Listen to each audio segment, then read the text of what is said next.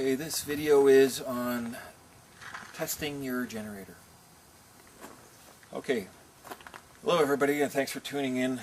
My name's Patrick Harrop, I'm owner of Absolute Power, and today's video is on testing your generator. Okay, so what we have here is an 11 kilowatt Generac generator, and what it should already have, and what you should be aware of, is that it has a weekly test cycle. And so once a week for 12 minutes it will exercise. I should note that with the Evolution controller we are now allowed to upgrade through software to a bi-weekly or monthly test. Anyone that's interested in learning more about this new feature, please contact Absolute Power. Web address is apower.ca. Okay, so first thing to do with testing your generator is to lift the lid and make sure that it says ready to run and that the auto light is green.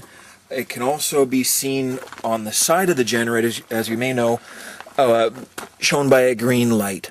Now, for any reason your light would be, say, red, at that point you want to check out our next video. Okay, so for today's video we're just going to keep going with the generator being in auto. The main breaker is on, so you want to make sure that breaker is active, otherwise it may turn on but you will get no power. So what we're going to do is we're basically going to, everything looks good here, we will close the lid and then we're going to simulate an outage.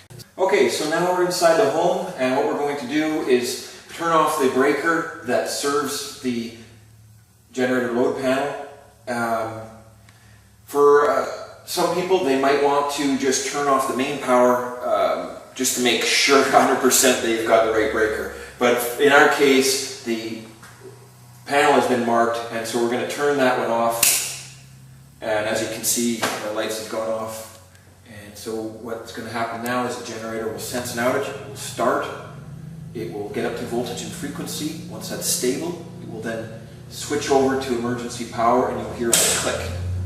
And here we go. So now we're on emergency power. We're going to go through the house, make sure it's supposed to be protected are indeed protected.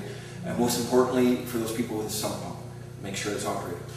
Okay, we'll be back in a few.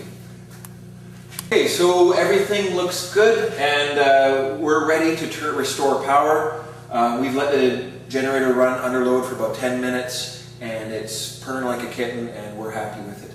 So we're going to turn the power back on and the generator will now sense that utility has been restored. It's just going to wait a few moments to make sure it's stable, and once it's verified that it's stable it will switch back to utility and we will hear a click, and at that point it will begin. Okay, so there's the click and it's going to begin its 1 minute cool down cycle. That concludes a video on testing your generator.